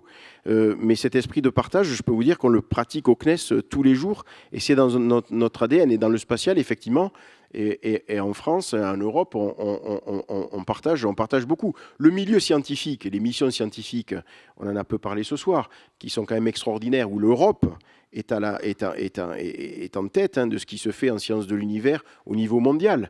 Là, pour le coup, c'est pas trop les Chinois, c'est pas trop les Indiens, les États-Unis, mais l'Europe est à la tête de ce qui se fait. Les communautés scientifiques sont complètement dans le partage. Les données de ces grandes missions sont partagées au niveau mondial. Donc ça, c'est une valeur très, très, très importante. Nous, au niveau technique, on le fait au niveau national, en France, parce que c'est notre devoir de faire ça. Mais après, les sociétés, c'est leur boulot aussi de protéger leur savoir-faire, etc. Et voilà, donc c'est deux logiques différentes.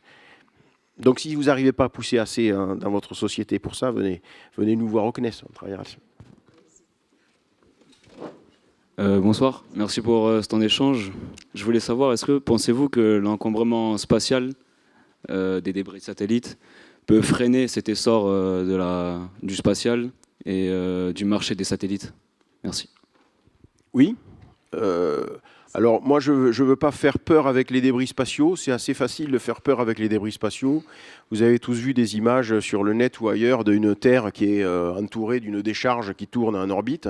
C'est pas comme ça que ça se passe, hein, parce que l'espace est grand. Et aujourd'hui, même si on a eu des collisions, il y a eu des explosions d'étages de lanceurs, il y a eu des explosions de satellites, il y a eu des destructions, hein, les fameux ASAT, des destructions volontaires de satellites, notamment un satellite chinois qui était en orbite haute, puisqu'il était à 850 km, qui a créé énormément de débris. Mais ça, c'était quelque part, c'est vraiment le truc le plus couillon au monde, parce qu'ils l'ont fait exprès, quoi, alors que d'autres destructions de satellites ont été faites, mais sur des satellites beaucoup plus bas, et donc sans créer de débris. Et puis l'activité spatiale augmentant énormément. Quand je vous parlais de 40 000 satellites tout à l'heure, c'est pas juste 40 000 satellites qui sont là-haut, puis voilà, ad aeternam vitam. Ces satellites, ils ont de mémoire 7 ans de durée de vie. Donc ça veut dire 40 000 satellites qui, tous les 7 ans, doivent redescendre, et on doit relancer 40 000 satellites, tous les 7 ans. Donc, avec la capacité qu'un bon nombre, enfin un pourcentage, même faible, peuvent tomber en panne, donc deviennent des vrais débris, sont plus manœuvrants, etc.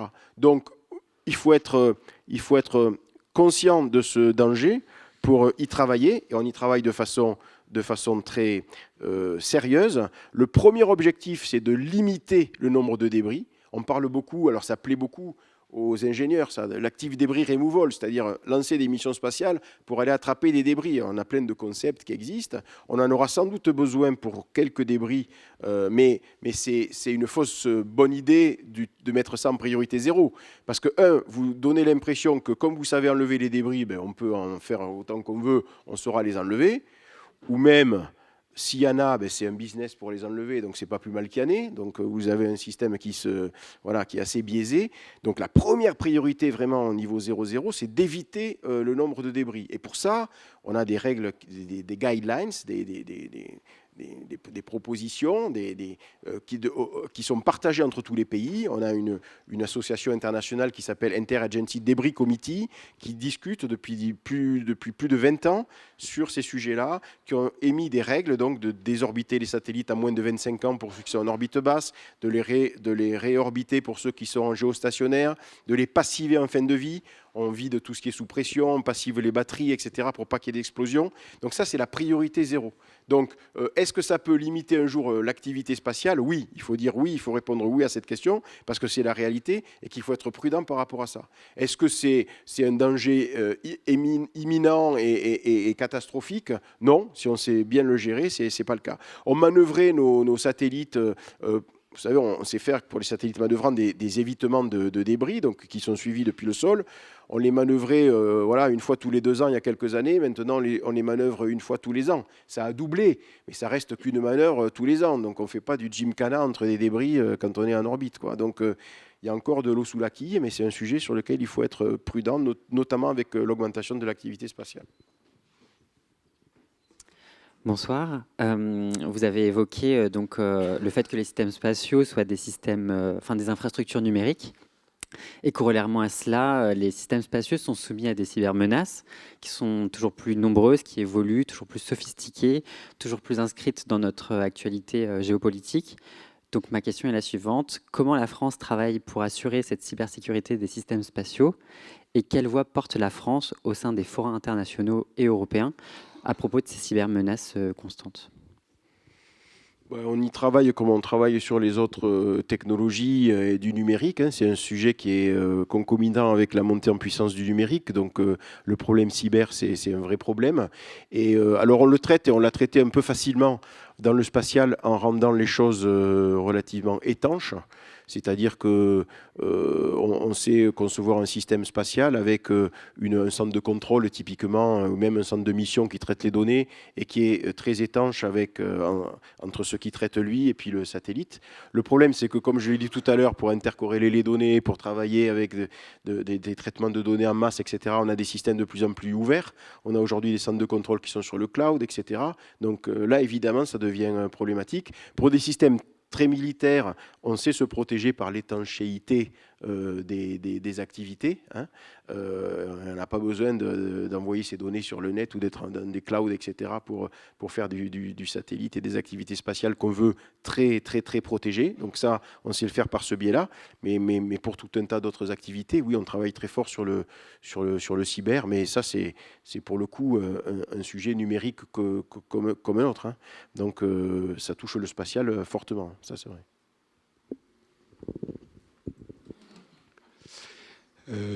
J'ai longtemps été équipementier français et donc j'ai dit pique-pente du retour géographique pendant toutes ces années.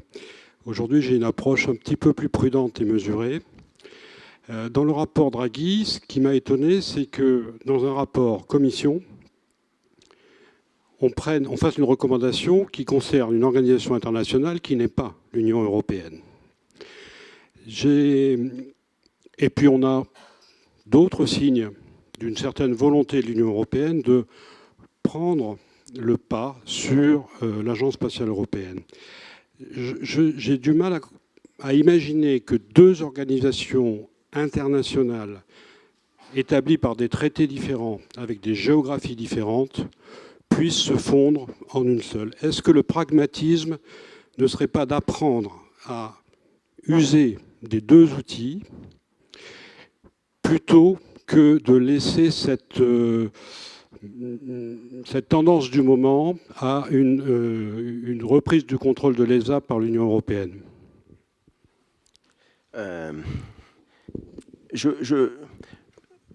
Oui, alors c'est toujours pareil. Souvent, c'est lié ça à des gens, à des égos, à des volontés de dire c'est moi le chef, etc. On en finit un peu toujours par là.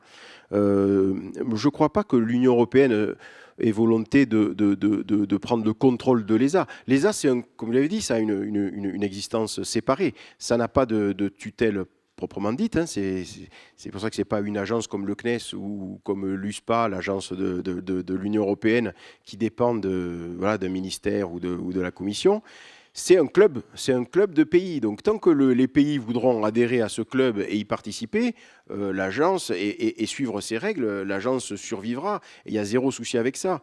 Maintenant, moi, le risque que je vois, c'est que l'Union européenne crée sa propre agence. Elle l'a fait déjà avec l'USPA, qui a été fait pour opérer Galiléo, mais à certains moments, quand ça se tend un peu, ils disent on va gonfler l'USPA, on va lui donner les compétences pour faire ce que l'ESA fait, et on n'aura plus besoin de l'ESA. Pour moi, il est là le risque, et ça serait stupide. Parce que, comme je l'ai dit, on a développé en Europe une compétence technique très forte à l'ESA, et il serait idiot de ne pas l'utiliser ou de la dupliquer avec autre chose. Alors, comment on peut faire vivre les deux? Parce qu'elles ont des logiques différentes. L'Union européenne lance des grands programmes avec ses règles d'appro, pour des raisons politiques, discutées dans un monde politique qui est l'Europe politique et la Commission européenne. Et elle peut très bien s'appuyer sur l'ESA pour développer ce programme-là avec ses propres règles d'appro, avec ce qu'elle décide au niveau politique, au niveau gouvernance, mais en s'appuyant techniquement sur l'ESA. Et ce n'est pas parce que l'ESA accepte de faire ça qu'elle s'interdit de continuer sur d'autres programmes décidés par ces pays membres, donc les membres du club, de faire différemment sur des programmes avec du retour géographique, etc. On sait déjà faire cohabiter les deux sujets au sein de l'ESA. Des programmes qui sont sous gouvernance Union européenne, mais faits au sein de l'ESA, et des programmes qui sont développés par l'ESA avec les règles ESA. Donc je crois que c'est par là qu'on arrivera et c'est déjà ce qui est en cours, à faire travailler ces deux organismes ensemble. et de façon positive, constructive. Le danger, c'est effectivement dans ce qui risquerait d'être une opposition, l'ESA contre l'Union européenne, ça c'est délétère parce que ça conduit quoi? Ça conduit l'Union européenne à faire ses trucs indépendamment de l'ESA, donc à dupliquer des capacités techniques qu'elle n'a pas aujourd'hui, donc à recréer au sein de l'USPA des capacités techniques qui seraient en duplication avec ce qui se fait à l'ESA. Ça serait une perte, ça, pour le coup, d'efficacité et de compétences. Moi, je crois qu'on peut faire vivre les deux modèles. Ils ne sont pas exclusifs et on peut faire croître les deux modèles en parallèle. Voilà. Et puis, ça peut tout à fait marcher. Et d'ailleurs, ça marche déjà au sein de l'ESA. La question, c'est comment ça va évoluer dans le temps. Ben, le temps nous le dira. On verra bien comment ça évolue. Mais les deux modèles peuvent marcher ensemble. Bien. Est-ce qu'il y a une dernière question? D'abord, vous. Est-ce que vous voulez... Et dans la salle, avant de... D'accord. On va voir d'abord s'il y a des gels. Est-ce qu'il y a une dernière question avant de passer donc, oui, derrière. Attends, excusez-moi, monsieur m'avait un petit moment.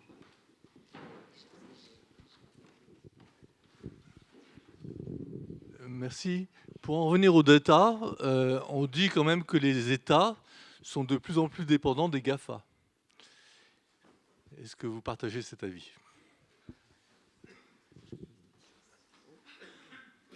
Je ne sais pas s'ils sont de plus en plus dépendants des GAFA. En tout cas, effectivement, il y a des structures ou des sociétés qui, pour des raisons de l'évolution et de la révolution du numérique, dont j'ai dit que c'était une des causes, ou la cause principale de la révolution du spatial qu'on vit, pour ces mêmes causes, certaines sociétés ou certains individus ont aujourd'hui des fortunes qui sont largement au-dessus de budget de beaucoup d'États.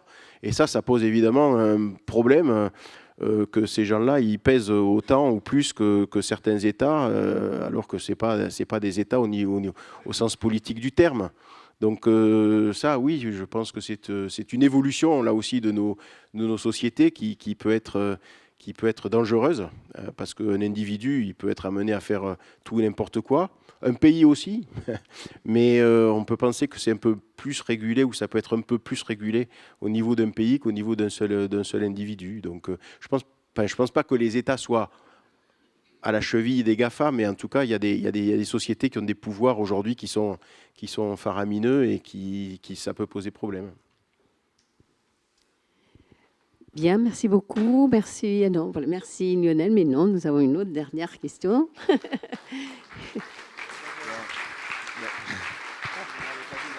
On va laisser les applaudissements et la dernière question. Vous parliez tout à l'heure du fait de dézoomer. C'est-à-dire que le CNES avait un ensemble de compétences au moment de sa création dans les années 60, puis donc il accompagne, puis il crée des acteurs. Et maintenant, avec donc ce qu'on appelle généralement le New Space, donc on crée des acteurs, on leur transmet des compétences qui sont des acteurs du coup privés. Est-ce qu'en faisant ça, en faisant ce dézooming, on n'a pas un risque aussi de perte de compétences et de perte de savoir-faire aussi pour le CNES? Et même plus généralement, si on a une banqueroute de start-up, ce qui peut arriver tout de même assez fréquemment malheureusement, est-ce qu'on risque pas de perdre ces compétences françaises? Si, c'est un sujet important. On avait un ancien président du CNES qui disait le CNES aura rempli sa mission quand on n'aura plus besoin de lui. Alors c'est extrêmement anxiogène pour les gens du CNES, évidemment, parce qu'il dit si je travaille bien, je m'auto-détruis. Et c'est pas ce qui a été montré par l'histoire, parce que ça c'est une vision très statique des choses. Et effectivement, si on reste dans un monde où on n'a que quelque chose à faire, et puis qu'on le transmet à l'industrie, au bout d'un moment, on n'a plus rien à faire soi-même, puisqu'on a tout transféré. Donc ça c'est un risque, mais qui est dans une logique très statique des choses. Or, comme je vous l'ai montré, au contraire, on a un gâteau qui n'arrête pas de croître, et on a de plus en plus de choses à faire. Donc par rapport à ça, on n'a pas trop d'inquiétude aujourd'hui. Par contre, tu as raison, les compétences, on a des experts de niveau mondial au CNES qui aident nos activités, mais qui aident aussi les industriels quand il y en a besoin, parce qu'un industriel, il ne va pas payer un expert de niveau mondial dont il va se servir quelques fois par an. Donc c'est très utile pour la France d'avoir ces experts, mais il faut garder ces compétences et les maintenir. Et on s'est posé beaucoup de questions au CNES sur le faire ou le faire faire. Les gens disant, mais si on fait que faire parce qu'on dézoome, et donc on va faire que des specs pour les industriels, au bout d'un moment, on sera plus faire nous-mêmes parce qu'on n'aura jamais fait. Et ça, c'est une vraie question. Donc comment on répond à ça? D'abord, au CNES, et notamment au centre de Toulouse, on a des moyens techniques qui permettent à nos ingénieurs de travailler. Et ça tombe bien, parce que dans le spatial, on a certains projets extrêmement complexes qu'on ne sait pas spécifier à un industriel, ou alors le niveau de risque est tel qu'il ne prend pas le risque, donc on ne sait pas le passer à un industriel. Et donc ces projets-là, on les mène encore en maîtrise d'œuvre interne. Donc on a comme Microscope, par exemple, qui est un projet sur l'équivalence masse inerte, masse pesante, un projet extrêmement complexe qu'on ne savait pas spécifier. D'ailleurs, on ne savait même pas si on savait le faire au moment où on a décidé de le faire. Donc ça, on le garde en interne. Et puis, on a aussi un concept intéressant pour ça, qui est le faire avec. C'est-à-dire qu'on ne fait pas que faire, on a nos experts et on les fait travailler avec l'industrie, en faisant des échanges avec l'industrie ou en faisant venir des industriels sur nos moyens au centre de Toulouse, pour le New Space par exemple, les nouveaux acteurs, pour travailler avec eux.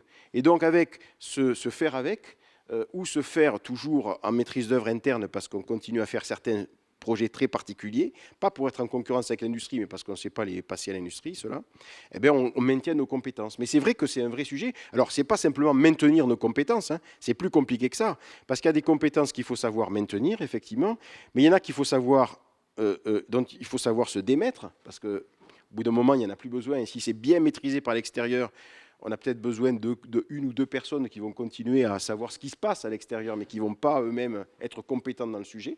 C'est deux choses différentes. Et puis, il y a des nouvelles compétences qu'il faut créer. Il y en a parlé cyber, on a parlé intelligence artificielle, traitement de données, etc.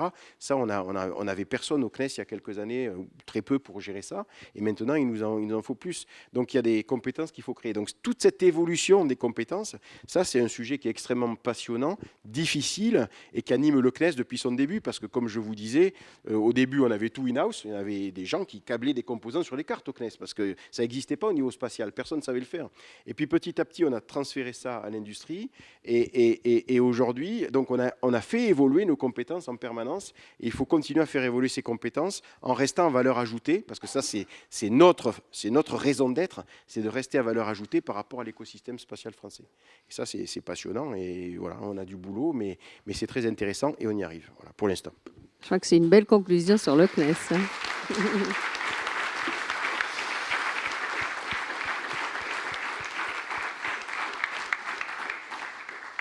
Je voudrais aussi remercier Claudie Aigneret d'être venue là ce soir avec nous. Merci beaucoup. Et puis, merci à Charline et Mathieu de l'Université de Saclay. C'est ça. Et puis, Simon qui vient exprès de Toulouse pour discuter avec nous d'Isaüs Tupayro. Et Julien de l'ENSC de Bordeaux, mais maintenant à Ariane Group, c'est ça? Voilà, bonsoir. Merci à vous.